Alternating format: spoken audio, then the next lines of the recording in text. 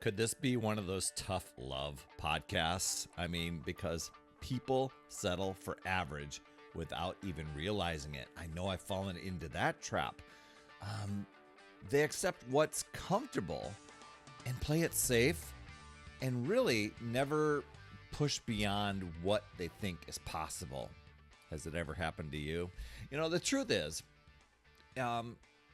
staying comfortable, it's the fastest way to stay stuck. Have you ever thought of that? I mean, if you want real progress, you have to compete at a higher level. I mean, not just against others. I know that's what we think about when it comes to competition and stuff like that, but it really is against your own limits. I mean, that means that means setting a new bar for yourself, refusing to accept less than what you're actually capable of. And so I'm going to just share some of my thoughts, some of my journey here, ways that I've broken through barriers, other ways that I've just kind of hit this lid and then gone back into a little settling pocket. Maybe you can relate. Before we get into all those great details, I do want to encourage you. When you are ready and you're ready to break through that ceiling and really accomplish amazing things, head over to talktoperry.com. I opened that site specifically for podcast listeners and podcast viewers, if you're catching this on YouTube, because it's all about keeping your energy high and reaching every one of your goals. And I want to help you recharge. And what I mean by that is recharging that mental and physical battery of yours, so that you can reclaim your power. We do that in 15 minutes. Talktoperry.com. So if you're not getting the results that you want, you have to ask yourself why. I think sometimes we will strive for, maybe this is just Perry's story. I don't know. We go for certain goals. We're like, okay, I got a goal. I'm going to do this. I've got to make it happen this time. Let's talk health and fitness stuff. I got to lose some weight. This is my year, right? And you start and you dabble a little bit and the results don't come. And then you kind of, cut corners, sneak in some unhealthy habits, and eventually slide off course. You kind of drift off course. You don't actually just say, I'm giving up, I'm done, but you kind of negotiate with yourself, right?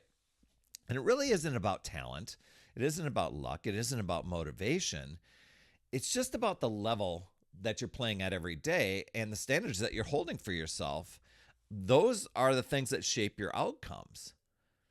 Now, when you settle, you send yourself a message that I'm fine with staying where I'm at. Even though you'll have those moments where you're like, I'm not fine. This is frustrating. I don't want to be like this anymore. I don't want to live like this anymore. That little bit is kind of short-lived when you're like, well, do I really want to do what it takes to get the results that I want? Am I really committed that much? And then we'll play it safe, and we go back to a default setting. So if you think of it like a temperature in a room where maybe the temperature set at 72, somebody leaves the door open, it's the middle of winter, it gets colder, and you're like, oh my gosh, it's cold, and you close the door, then it comes back up to that default temperature. That's what happens with weight loss. Somebody says, hey, I'm ready to lose some weight. I start to exercise. I'm losing a little bit weight. The internal thermostat says, wait a minute, we don't do this. This isn't us. This isn't the default setting. And we get back to normal, regular habits, unhealthy habits. We let sneaky things happen, and we get back to the default setting. What we need to do is change the temperature, change the thermostat, right? But a lot of us don't do that. We don't change that standard for ourselves. So this setting becomes a barrier between you and real progress. So think about it. The areas where you struggle most are usually the areas that you've let things slide for a long time. I know that happened to me for years. I'd be like, maybe this is going to be my year. Maybe this is going to be my time. And then it would always be like, oh, I've got a wedding coming up. Oh, I've got a vacation coming up. Maybe I should get in shape for that. And I'd work at it a little bit, maybe get some results, but then let things slide over the vacation or after the event and then never really get back to things.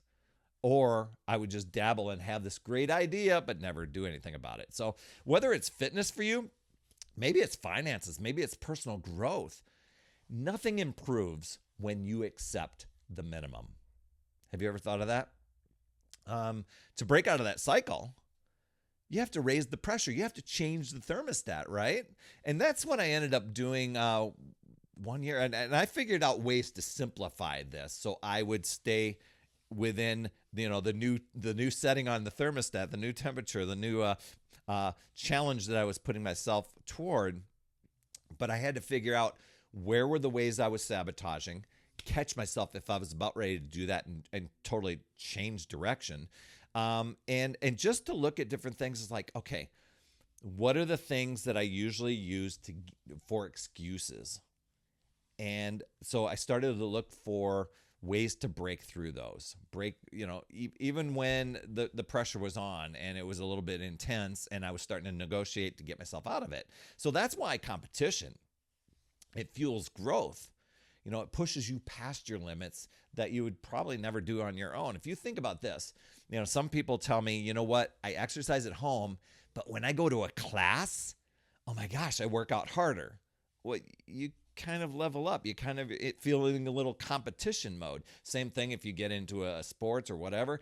This is why I would run monthly challenges to help people break through and to be around other people who want to have breakthroughs. But the one you really need to break through is the one that has your limits set, right? So you compete against a version of yourself that does not settle. Tracking your decisions that you're making.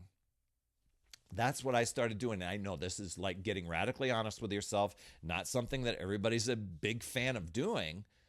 But if you're going to unwind this knot here, it really is looking at and saying, you know what, I'm going to face these things head on.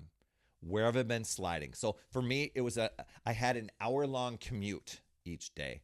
On the way home, when I knew my exercise was going to happen when I get home, I've got an hour-long drive to negotiate, to talk myself out of it, to kind of promise myself I was going to make up for it on the weekends, to be okay with it. Yet I created a system to where I'd show up no matter what. So I'd be ready to get home and say, okay, I'm not going to work out today. And I still went and did the habits anyway. I started creating this no matter what discipline. For you, it might be another thing. It might be just increasing the stakes, making the goals actually matter. So if your current goal, it doesn't make you a little bit uncomfortable, it's not big enough. Make it bigger, right?